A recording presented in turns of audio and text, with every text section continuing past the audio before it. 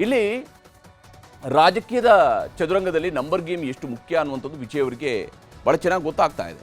ಸದ್ಯಕ್ಕೆ ವಿಜಯ್ಗೆ ಬೆಂಬಲ ನೀಡುವುದಕ್ಕೆ ಸಿಪಿಐಎಂ ಮುಸ್ಲಿಂ ಲೀಗ್ನ ಒಟ್ಟು 6 ಶಾಸಕರು ರೆಡಿ ಇದ್ದಾರೆ ಅಂತ ಹೇಳ್ತಾ ಇದ್ದಾರೆ. ಆದರೆ ಅವರನ್ನು ಕೂಡ ಡಿಎಂಕೆ ಕಟ್ಟಿ ಹಾಕಿದೆ. ಇನ್ನೊಂದು ಕಡೆ ವಿಜಯ್ ಪಕ್ಷದವರು ಅಣ್ಣಾ ಡಿಎಂಕೆಯ ಶಾಸಕರಿಗೂ ಕೂಡ ಗಾಳ ಹಾಕಿದ್ದಾರೆ ಅನ್ನುವಂತಹ ಮಾತಿದೆ. ಅಣ್ಣಾ ಡಿಎಂಕೆಯ 3/2 ಶಾಸಕರು ಟಿವಿಕೆಗೆ ಹೋಗ್ತಾರೆ ಅನ್ನೋದ್ರ ಬಗ್ಗೆ ತಮಿಳುನಾಡಿನಲ್ಲಿ ದೊಡ್ಡ ಮಟ್ಟದ ಚರ್ಚೆ ನಡೀತಾ ಇದೆ. ಇನ್ನೊಂದಷ್ಟು ಅಣ್ಣಾ ಡಿಎಂಕೆ ಶಾಸಕರು ಟಿವಿಕೆಗೆ ಬೆಂಬಲ ಸೂಚಿಸುವುದಕ್ಕೆ ರೆಡಿ ಇದ್ದು ಮೈತ್ರಿಯಿಂದ ಕಾಂಗ್ರೆಸ್ ಪಕ್ಷವನ್ನು ಹೊರಗಿಡುವಂತೆ ಷರತ್ತನ್ನು ಹಾಕಿದ್ದಾರೆ. ಹಾಗಾಗಿನೇ ಅಣ್ಣಾ ಡಿಎಂಕೆ ಶಾಸಕರು ರೆಸಾರ್ಟ್ ಸೇರಿಕೊಂಡಿದ್ದಾರೆ. 28ಕ್ಕೂ ಹೆಚ್ಚು ಅಣ್ಣಾ ಡಿಎಂಕೆ ಶಾಸಕರು ಪುದುಚೇರಿ ರೆಸಾರ್ಟ್ಗೆ ಶಿಫ್ಟ್ ಆಗಿದ್ದಾರೆ.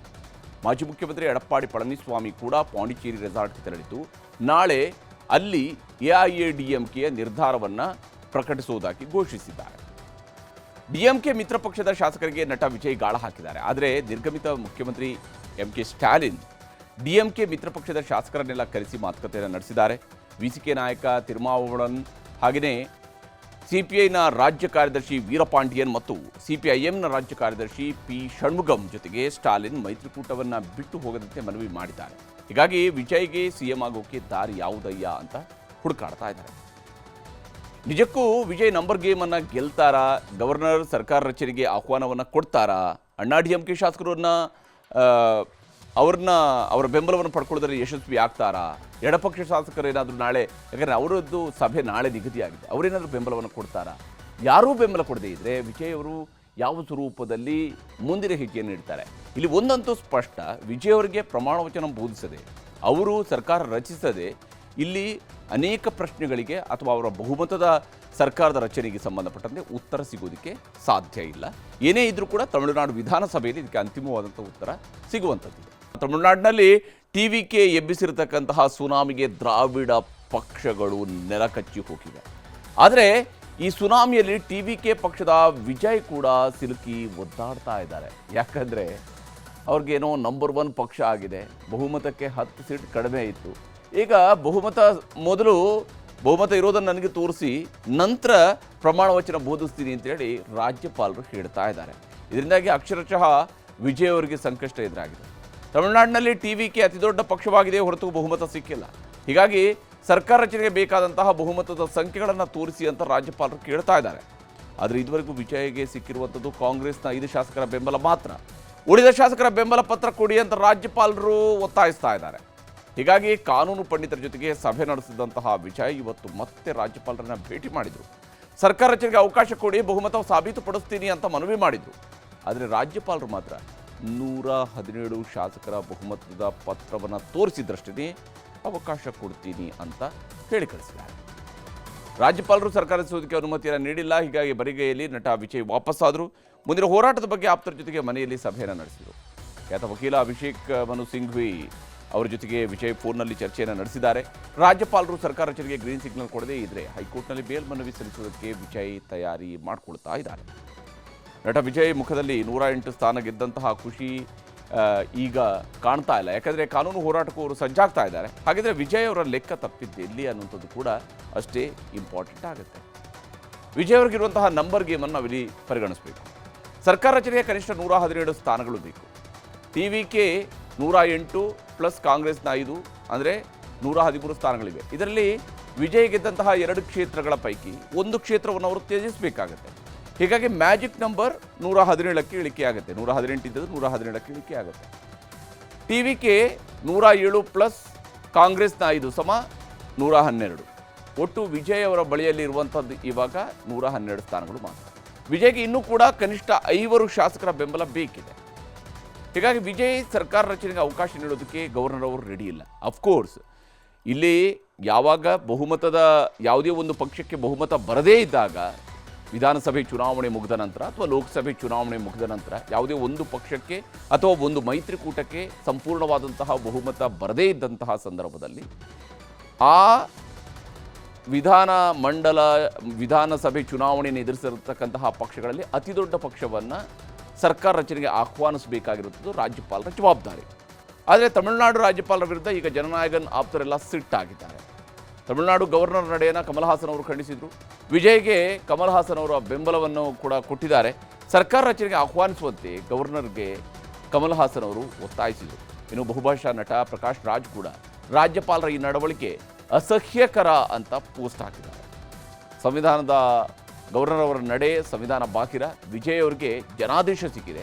ಸದನದಲ್ಲಿ ಅವರು ಬಹುಮತವನ್ನು ಸಾಬೀತುಪಡಿಸೋದಕ್ಕೆ ಅವಕಾಶ ಇದ್ದೇ ಇರುತ್ತೆ ಅಂತ ಹೇಳಿ ಪ್ರಕಾಶ್ ರಾಜ್ ಕೂಡ ಆಗ್ರಹಿಸಿದ್ದಾರೆ. ಇನ್ನೊಂದು ಕಡೆ ವಿಜಯ್ ಅಭಿಮಾನಿಗಳು ಸುಪ್ರೀಂ ಕೋರ್ಟ್ ತೀರ್ಪಿನ ಬಗ್ಗೆ ಮಾತಾಡ್ತಾ ಇದ್ದಾರೆ. ಹಾಗೆಯೇ ವಿಜಯ್ಗೆ ಬೆಂಬಲ ಕೊಟ್ಟಿರುವಂತಹ ಕಾಂಗ್ರೆಸ್ ನಾಯಕರು ಇದೆಲ್ಲ ಬಿಜೆಪಿಯವರ ಕುತಂತ್ರ ಅಂತ ನೇರವಾಗಿ ವಾಗ್ದಾಳಿಯನ್ನು ನಡೆಸಿದರು. This governors, I thought, is coming from Goa, is having good image there, but because of his RSS background and because of the pressure of Narendra Modi ji and Amit Shah ji, I think he's bending to BJP rather than bending towards the constitution and bending before the people of Tamil Nadu. This is ಹೀಗೆ ಇದು ಕಾಂಗ್ರೆಸ್ನವರು ಮಾಡ್ತಾ ಇರುವಂಥ ಆರೋಪ. ಎಲ್ಲ okay ಆಗಿದ್ದರೆ ಇವತ್ತು ವಿಜಯ್ ಅವರು ಮುಖ್ಯಮಂತ್ರಿಯಾಗಿ ಪ್ರಮಾಣ ವಚನ ಸ್ವೀಕರಿಸಿ ಇಷ್ಟೊತ್ತಿಗೆ ಅವರು ಮುಖ್ಯಮಂತ್ರಿ ಅಂತ ಹೇಳ್ಕೊಂಡು ಓಡಾಡಬೇಕಾಗಿತ್ತು. ಅದಕ್ಕಾಗಿ ವೇದಿಕೆಯನ್ನು ಕೂಡ ಚೆನ್ನೈನಲ್ಲಿ ರೆಡಿ ಮಾಡಲಾಗಿದೆ. ಆದರೆ ವಿಜಯ್ ಇನ್ನೂ ಕೂಡ ಪ್ರಮಾಣ ವಚನವನ್ನು ಸ್ವೀಕರಿಸಿಲ್ಲ ಅಂತ ಮಹಿಳೆಯೊಬ್ಬರು ಕಾರ್ಯಕ್ರಮದ ಜಾಗಕ್ಕೆ ಬಂದು ಕಣ್ಣೀರು ಹಾಕಿದ್ದಾರೆ. ಇನ್ನು ನಟ ವಿಜಯ್ ಗೆದ್ದಾಗ ಅವರ ಮನೆ ಮುಂದಿದ್ದಂತಹ ಸಂಭ್ರಮ ಜನಜಂಗುಳಿ ಈಗಿಲ್ಲ, ಎಲ್ಲ ಖಾಲಿ ಹೊಡಿತಾ ಇದೆ. ಹೀಗಾಗಿಯೇ ವಿಜಯ್ ಮನೆ ಮುಂದೆ ಬಂದಂತಹ ವಿಜಯ್ ಅಭಿಮಾನಿಗಳು ಕಣ್ಣೀರು ಹಾಕಿದರು. ವಿಜಯ್ ಮನೆ ಗೇಟ್ ಬಂದಿರುವ ದೇವರ ವಿಗ್ರಹಗಳಿಗೆ ಕೈ ಮುಗಿದ್ರು, ಹೂಗಳನ್ನು ಹಾಕಿದ್ರು. ಕೊನೆಗೆ ಮಂಡಿಯೂರಿ ದೇವರೇ ಬೇಗ ವಿಜಯ್ ಅವರನ್ನ ಮುಖ್ಯಮಂತ್ರಿ ಮಾಡಪ್ಪ ಅಂತ ಗೋಳಾಡಿದರು. ಇನ್ನೊಂದು ಕಡೆ ತಮಿಳುನಾಡಿನ ಗವರ್ನರ್ ಕಚೇರಿ ಬಳಿಯಲ್ಲೂ ಕೂಡ ವಿಜಯ್ ಬೆಂಬಲಿಗರು ಪ್ರತಿಭಟನೆಯನ್ನು ನಡೆಸಿದ್ದಾರೆ. ರಾಜ್ಯಪಾಲರಿಗೆ 1994ರಲ್ಲಿ SR ಬೊಮ್ಮಾಯಿ ಅವರ ಪ್ರಕರಣದ ಬಗ್ಗೆ ಸುಪ್ರೀಂ ಕೋರ್ಟ್ ನೀಡಿದಂತಹ ತೀರ್ಪು ಅದು ಗೊತ್ತಿಲ್ವಾ ಅಂತ ವಾಗ್ದಾಳಿ ನಡೆಸಿದ್ದಾರೆ. ஏற்கனவே SR பொம்மை வழக்கில் உச்ச நீதிமன்ற தீர்ப்பே என்னன்னு கேட்டிங்கன்னா, ஆளுநர் மாளிகை பெரும்பான்மை நிரூபிக்கக்கூடிய இடம் இல்லை, அது சட்டமன்றம் தான், அதுதான் அரசியலமைப்பு சட்டமும் சொல்லுது. அதனால ஆளுநர் பதவி பிரமாணம் செஞ்சு வைக்கணும்னு நாங்கள் ப்ரொடெஸ்ட் பண்ணுறோம். ಇನ್ನು ತಮಿಳುನಾಡಿನಲ್ಲಿ ಸರ್ಕಾರ ರಚನೆ ಬಿಕ್ಕಟ್ಟು ನಡೀತಾ ಇದೆ. ಸಾಮಾನ್ಯ ವ್ಯಕ್ತಿಯಿಂದ ಹಿಡಿದು ರಾಜಕಾರಣಿಗಳವರೆಗೆ ಎಲ್ಲರೂ ಕೂಡ ಮಾತನಾಡ್ತಾ ಇರೋದು SR ಬೊಮ್ಮಾಯಿ ಅವರ ಪ್ರಕರಣದ ಐತಿಹಾಸಿಕ ತೀರ್ಪಿನ ಬಗ್ಗೆ. ಹಾಗಾದರೆ ಏನಿದು ಪ್ರಕರಣ? ಸುಪ್ರೀಂ ಕೋರ್ಟ್ ಕೊಟ್ಟಂತಹ ತೀರ್ಪಿನ ಸಾರಾಂಶಗಳು ಏನೇನು ಆಗಿತ್ತು ಅನ್ನೋದನ್ನು ಕೂಡ ನಾವು ಗಮನಿಸಬೇಕು. SR ಬೊಮ್ಮಾಯಿ ನೇತೃತ್ವದ ಜನತಾ ಪಕ್ಷ 1988ರಲ್ಲಿ ಬಹುಮತದ ಸರ್ಕಾರವನ್ನು ನಡೆಸ್ತಾ ಇತ್ತು. ಆದರೆ ಸೆಪ್ಟೆಂಬರ್ 1988ರಲ್ಲಿ ಇಲ್ಲಿ ಲೋಕದಳ ಮತ್ತು ಜನತಾ ಪಕ್ಷ ಎರಡೂ ಜನತಾದಳದ ಹೆಸರಲ್ಲಿ ವಿಲೀನ ಆದವು. ವಿಲೀನವಾದ 2 ದಿನಕ್ಕೆ ಜನತಾದಳದ 19 ಶಾಸಕರು ಬೆಂಬಲವನ್ನು ವಾಪಸ್ ಪಡ್ಕೊಂಡಿದ್ರು. ರಾಜ್ಯಪಾಲರಿಗೆ 19 ಶಾಸಕರ ಸಹಿಯನ್ನು ಇದ್ದಂತಹ ಪತ್ರವನ್ನು ಶಾಸಕರಾಗಿದ್ದಂತಹ KR ಮೊಳಕೇರಿ ಅವರು ಕೊಟ್ಟಿದ್ದರು. ಸರ್ಕಾರಕ್ಕೆ ಬಹುಮತ ಇಲ್ಲ ಅಂತ ಅವರು ಹೇಳಿದರು. ಹಾಗಾಗಿ ಬಹುಮತ ಇಲ್ಲದ ಸರ್ಕಾರ ಅಂತ ರಾಜ್ಯಪಾಲರು ಏಕಾಏಕಿ ಆ ಸರ್ಕಾರವನ್ನು ವಜಾಗೊಳಿಸಿ ರಾಷ್ಟ್ರಪತಿ ಆಳ್ವಿಕೆಗೆ ಶಿಫಾರಸನ್ನು ಮಾಡಿಬಿಡ್ತಾರೆ. ಆದರೆ 19 ಶಾಸಕರಲ್ಲಿ 7 ಶಾಸಕರು ವಾಪಸ್ ಬೊಮ್ಮಾಯಿ ಅವರಿಗೆ ಬೆಂಬಲಿಸಿದಾಗ ವಿಶ್ವಾಸಮತ ಸಾಬೀತುಪಡಿಸ್ತೀನಿ ಅಂತ ಗವರ್ನರ್ ಅವರಿಗೆ ಬೊಮ್ಮಾಯಿ ಅವರು ಪತ್ರ ಬರೆದಿದ್ರು. ಆದರೆ ಅಧಿವೇಶನವನ್ನು ನಡೆಯೋ ಮೊದಲೇ ವಿಶ್ವಾಸಮತ ಸಾಬೀತು ಮಾಡಿಲ್ಲ ಅಂತ ಅಂದಿನ ರಾಜ್ಯಪಾಲರು ರಾಷ್ಟ್ರಪತಿಯವರಿಗೆ ಪತ್ರದ ಮೂಲಕ ಒತ್ತಡವನ್ನು ಹೇರಿದರು.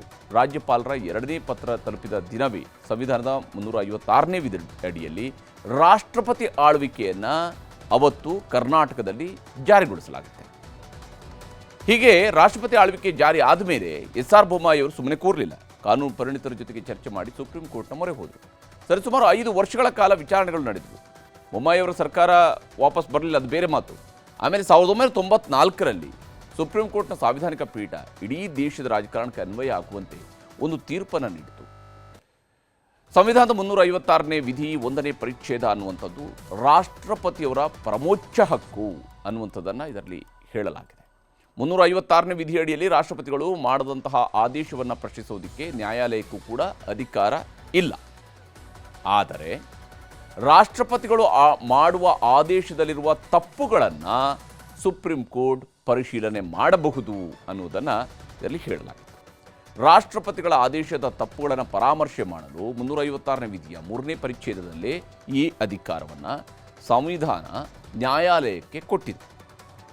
ರಾಷ್ಟ್ರಪತಿಯವರ ಆದೇಶದಲ್ಲಿ ತಪ್ಪುಗಳು ಆಗಿರುವುದು ಕೋರ್ಟ್ ಗಮನಕ್ಕೆ ಬಂದರೆ ಅಥವಾ ಸಾಬೀತಾದರೆ ಆಗ ರಾಷ್ಟ್ರಪತಿಯವರ ಆದೇಶವನ್ನು ಕೋರ್ಟ್ ರದ್ದು ಮಾಡಬಹುದು. ಇದಕ್ಕೆ ಸಂವಿಧಾನದ 44ನೇ ತಿದ್ದುಪಡಿ ಕಾಯ್ದೆಯ ವಿಧಿ 5ರಲ್ಲಿ ಅವಕಾಶ ಇದೆ. ಸಂವಿಧಾನದ 356ನೇ ವಿಧಿ ರಾಷ್ಟ್ರಪತಿಗಳಿಗಿರುವಂತಹ ಷರತ್ತುಬದ್ಧ ಅಧಿಕಾರ ಅಷ್ಟೇ ಅಂತ ಸುಪ್ರೀಂ ಕೋರ್ಟ್ನ ಸಾಂವಿಧಾನಿಕ ಪೀಠ ಹೇಳಿತ್ತು. ಇಲ್ಲಿ ಬಹಳ ಮುಖ್ಯವಾಗಿ ರಾಷ್ಟ್ರಪತಿಯವರ ಪ್ರಮುಖ ಹಕ್ಕನ್ನು ಕೂಡ ಪರಿಶೀಲಿಸುವ ಹಕ್ಕು ಸುಪ್ರೀಂ ಕೋರ್ಟ್ಗೆ ಇದೆ ಅಂತ ಆದೇಶವನ್ನು ಬರೆಯಿತು. ಜೊತೆಗೆ ದೇಶದ ಎಲ್ಲ ರಾಜ್ಯ ಸರ್ಕಾರಗಳಿಗೂ ಕೂಡ ಅನ್ವಯ ಆಗುವಂತೆ SR ಬೊಮ್ಮಾಯಿ ಅರ್ಜಿ ಉಲ್ಲೇಖಿಸಿ ಸುಪ್ರೀಂ ಕೋರ್ಟ್ ಹೊಸ ಮಾರ್ಗಸೂಚಿಯನ್ನು ಹೊರಡಿಸಿತು. ಅಂದರೆ ಬಹಳ ಮುಖ್ಯವಾಗಿರುವಂಥದ್ದು, ಅಂದರೆ ಎಲ್ಲ ಸಂದರ್ಭಗಳಲ್ಲೂ ಕೂಡ ಬರುವಂಥ ಒಂದು ಪ್ರಶ್ನೆ ಏನು ಅಂತ ಹೇಳಿದರೆ, ಬಹುಮತವನ್ನು ಎಲ್ಲಿ ಸಾಬೀತುಪಡಿಸಬೇಕು? ರಾಜ್ಯಪಾಲರ ಮುಂದೆ ಪರೇಡ್ ಮಾಡಿದರೆ ಸಾಕಾಗತ್ತಾ? ಇಲ್ಲ. ಸುಪ್ರೀಂ ಕೋರ್ಟ್ ಆ ಜಡ್ಜ್ಮೆಂಟಲ್ಲಿ ಬಹಳ ಕ್ಲಿಯರ್ ಆಗಿ ಹೇಳಿರುವಂಥದ್ದು, ಬಹುಮತವನ್ನು ಸರ್ಕಾರಗಳು ಸದನದಲ್ಲೇ ನಡೆಸಬೇಕು. ಅಂದರೆ ವಿಧಾನಸಭೆಯಲ್ಲಿ ವಿಧಾನಮಂಡಲ ಅಧಿವೇಶನವನ್ನು ಕರೆದು ಅಲ್ಲಿ ಮಾತ್ರ ಬಹುಮತವನ್ನು ಸಾಬೀತುಪಡಿಸಬೇಕು, ಅದಕ್ಕೆ ಅವಕಾಶಗಳನ್ನು ಕೊಡಬೇಕು.